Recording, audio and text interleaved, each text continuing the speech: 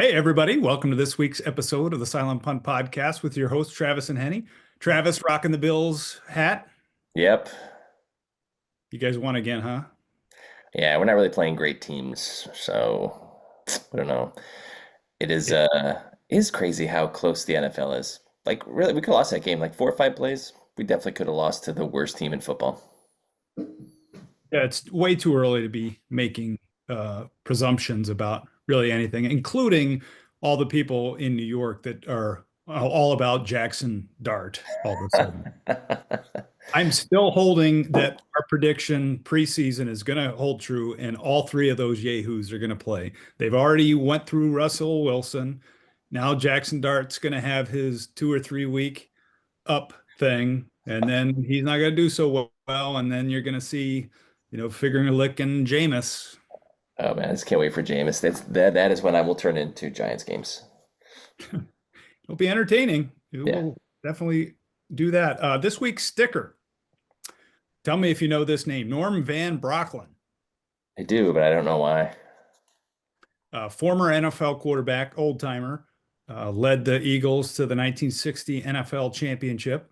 Oh, Uh, Little known fact, two things that I share in common with Norm Van Brocklin, aside from us each leading the Eagles to the NFL championship, we also both had brain tumors removed surgically from our skulls. wow. But his sticker, 70 years ago this week, he threw for 554 yards, a record that still stands today He has the record for NFL passing yards in a game. in a single game. Yes. I mean, I didn't even think they passed the ball back then. That's Right? crazy. Isn't that amazing? For that, yeah, for that time, yeah. You know who he did it against? Oh Lord, the Giants. I mean, there's only like 5 teams back then. Right. Yeah. A New York franchise, the New York Yanks, Oh wow.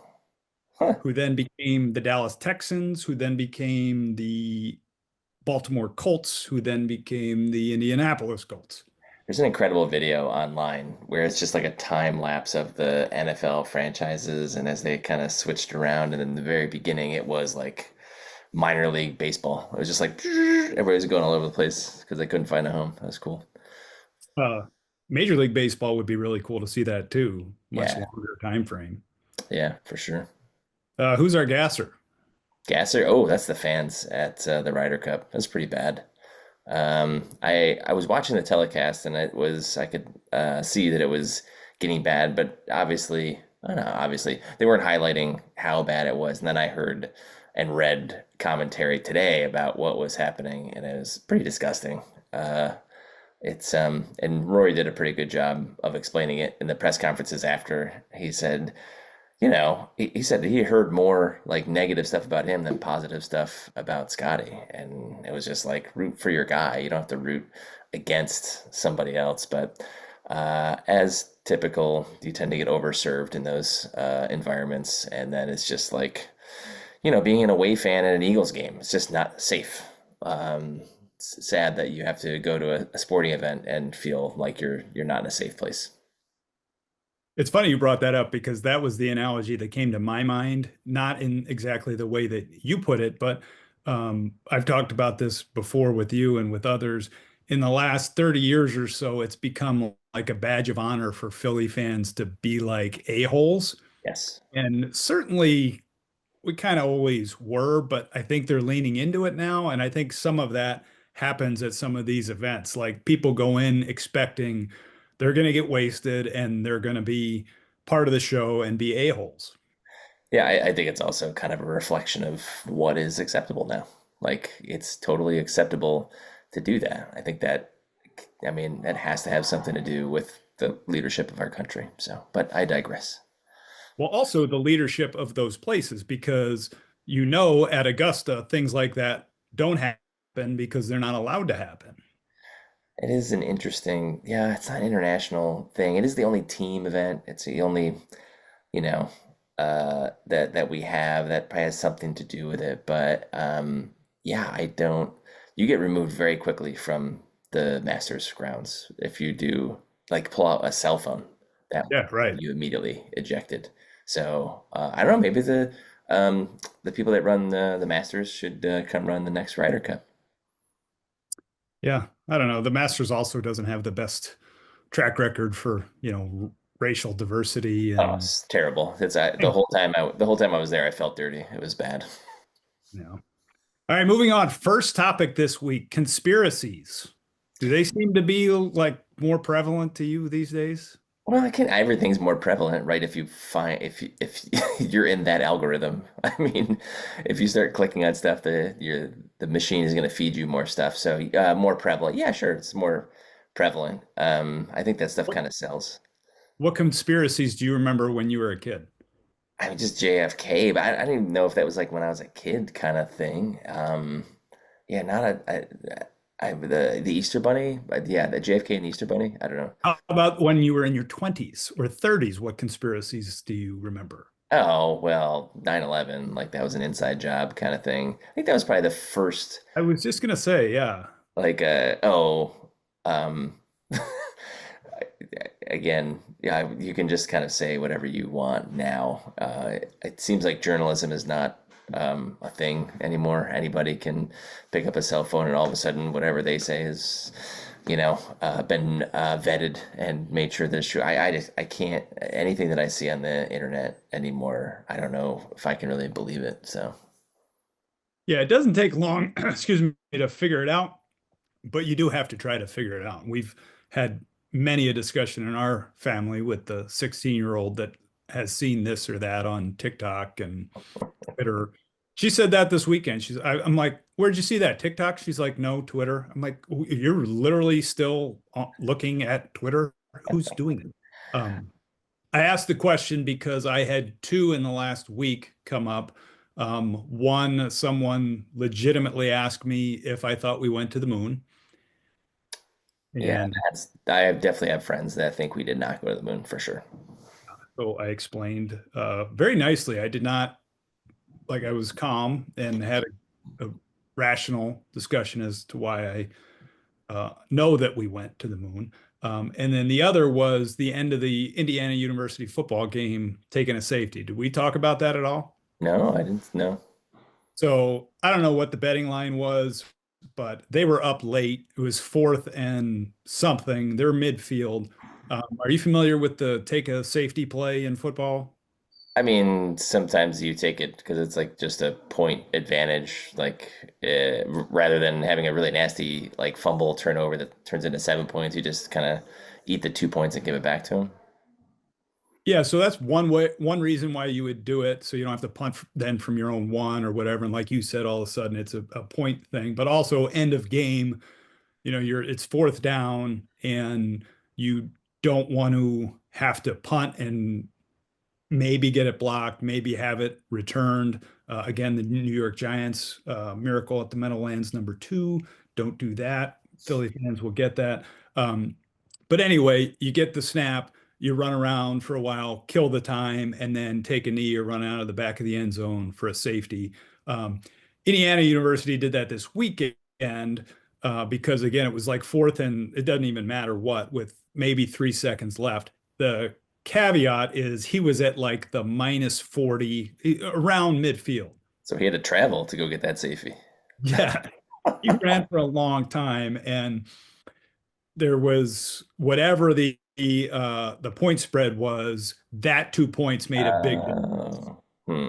Uh, if I've coached many football games. Would that occur to you? Like if you were like when that happened, you're like, oh yeah, that makes sense, or was that like, oh, that was weird?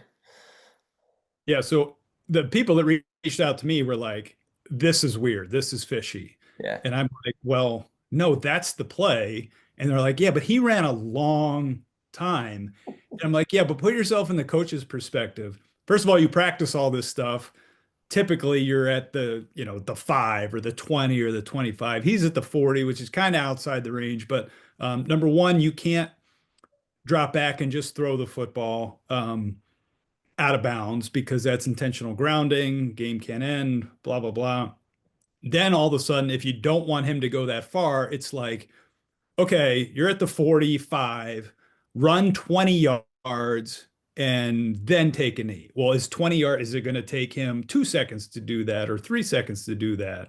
And all of a sudden he takes a knee at the 5 and the clock operator didn't start it immediately when he snapped the football and there's a second left and you just gave them the game-winning field goal. It's a lot easier to just say run through the back of the end zone. Yeah. Well, I'm gonna have to review that. Interesting. So you there's a conspiracy that someone had some money on the line. Correct. And that maybe this quarterback was getting a little cash on the side. Wow. I mean, t- I don't know, man. That's hard. That's a lot of math for a backup quarterback to do.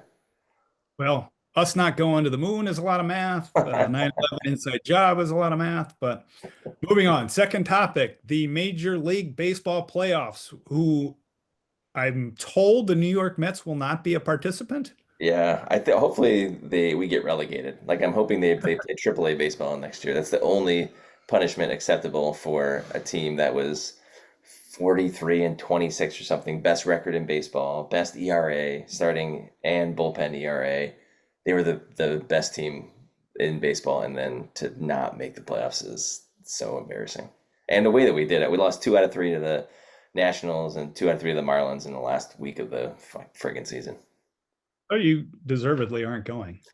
Yeah, agreed. But this is I haven't watched a ton of baseball this year, but I saw something on an old pitcher in the last week, and he was a crafty left-handed pitcher, starting pitcher. When was the last time? Are there any crafty pitchers left in the majors? So you sent me this, and I was very interested to talk about it. It's coming back. So it used to be, just throw as hard as you can. But, you know, um, hitters will catch up to that. But what's hard to catch up to is junk when it's thrown properly if you don't know what's coming. So there's a kid that pitches for the Mets now, and he's not the first person to have done this, but you have been to a golf simulator, right? So they use cameras to give you tons of statistics about your golf swing, ball flight, so that you can improve and make adjustments.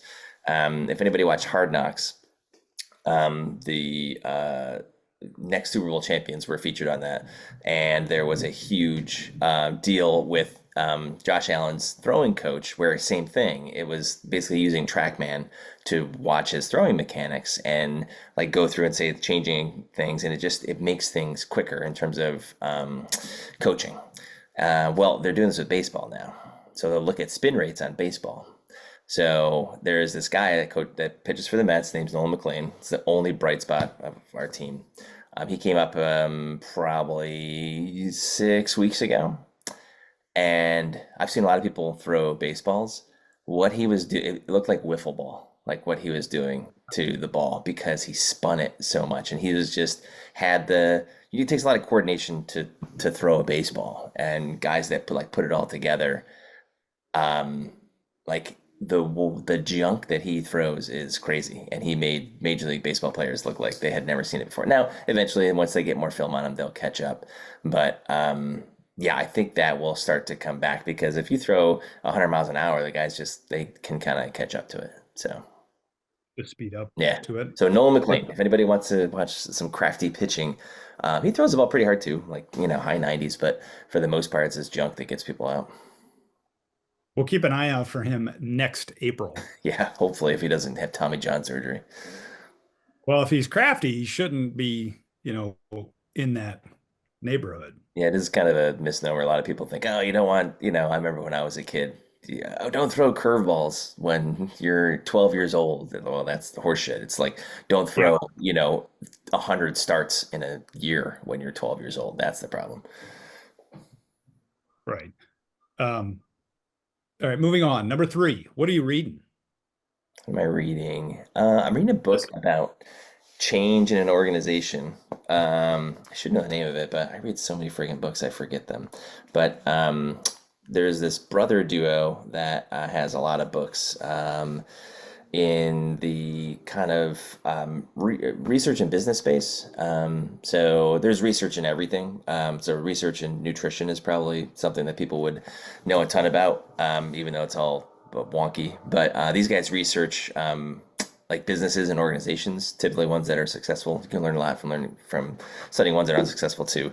But it's called Reset. It's really there's like no shortage of good ideas. There's just a shortage of execution on those ideas. Everybody is like, "Oh my God, I thought of this thing before they started selling it on TV. I had that invention 10 years ago." I says, "Well, you didn't get off your ass and do anything about it." So, Do anything. Right. yeah. So, it's to run a successful business. It's not complicated. There's basic principles, but getting people to get behind it or change the way they're doing things currently is very difficult. Anybody that has kids can appreciate that. So it's about getting change in your organization, and the most people mostly hate work, right? Like if you talk to 10 people, eight of them are going to say, "Oh my God, I can't believe it's Sunday. I have to go into work and I'm just trying to put in my time till I'm 65 and I can stop doing this crap." Unfortunately, that's what most jobs are. But if you can get people, the whole concept of this book is to get people to see daily progress that's meaningful. So whatever that means, it could be a metric that they're tracking, some kind of statistic. If they go into work and they're like, "Okay, I have something that I want to hit, some kind of goal, some number, and that has a positive impact on the people that I am delivering this good or service to," then that's the key to a successful business. So easy concept, but hard in execution. How about you? What do you read? You read like 7 books a week.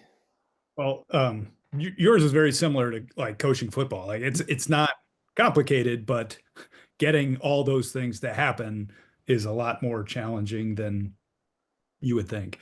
Um, and I think one of the things that you try to do in your business, which is probably at the end of what you were talking about, is, you know, the dollar rules all. So if someone knows that the effort they're putting in is going to be rewarded financially, I would think that might be the biggest carrot of them all.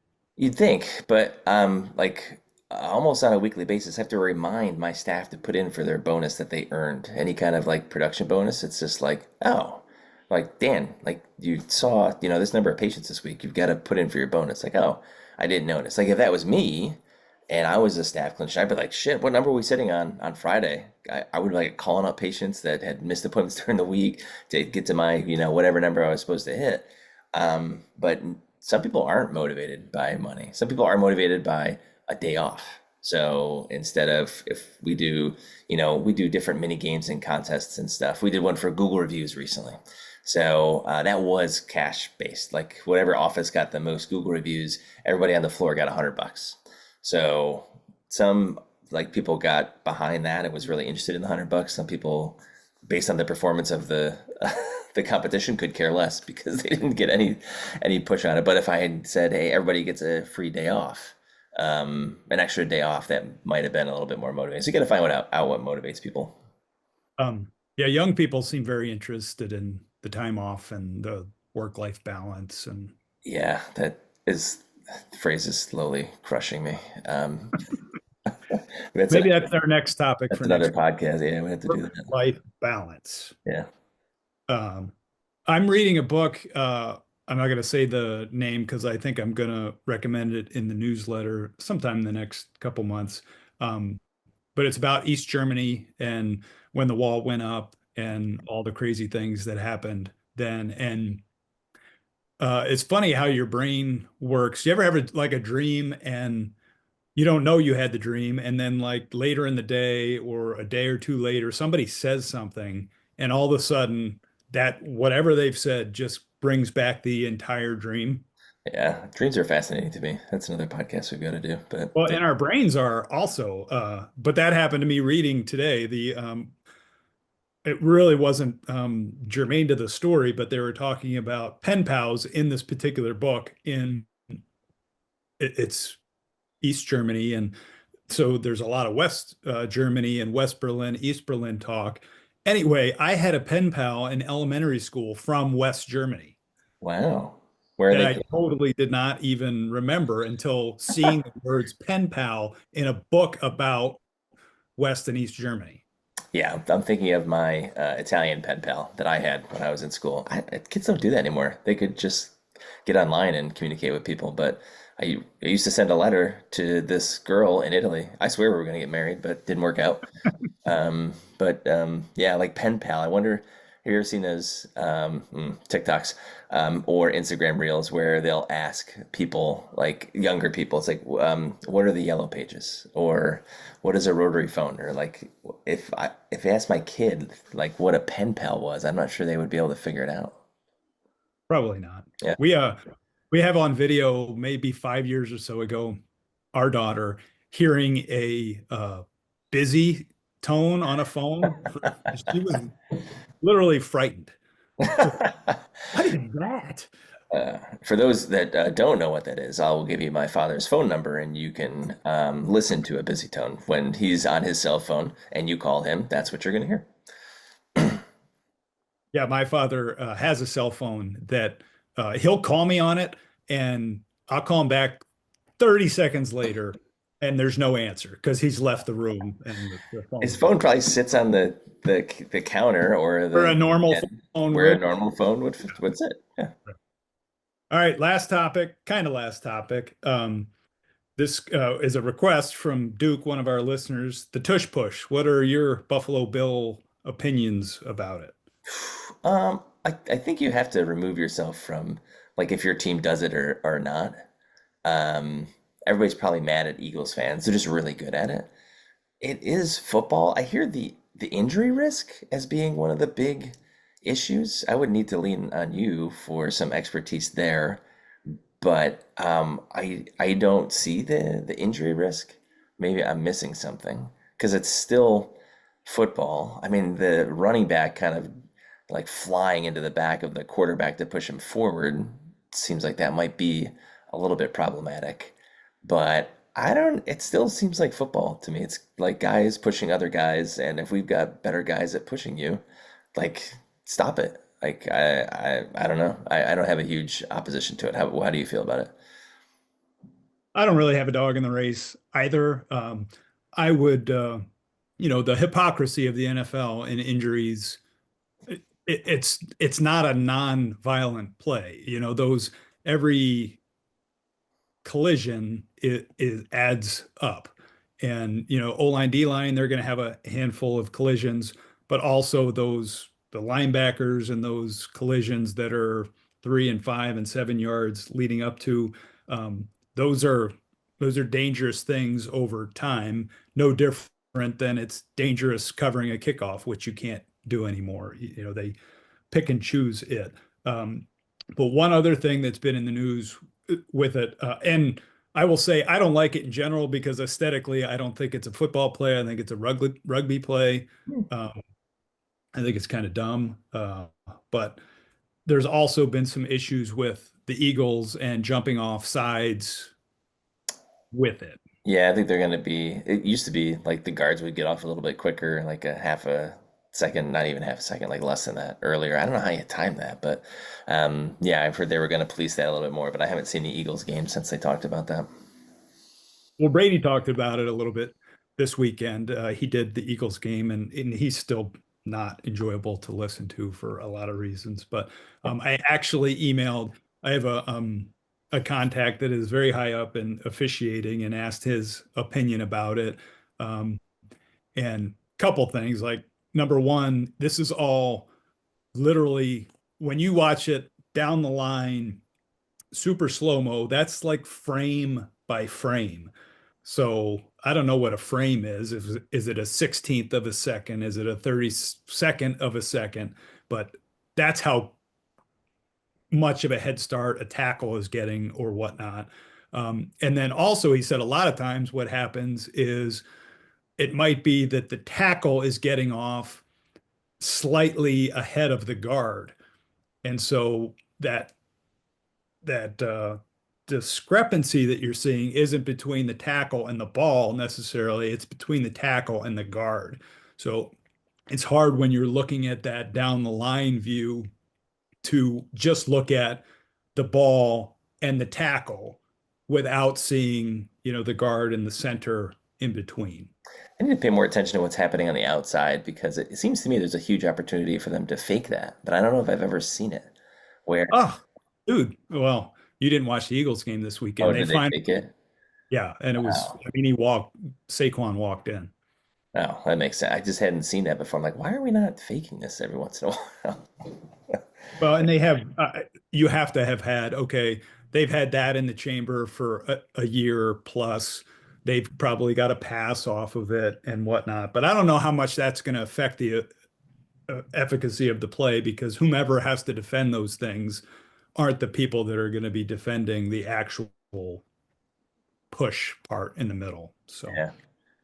um, all right. The last part is the $100 pick, So you're on a which, skid. You're on a 0-2 skid here. well, here's the thing.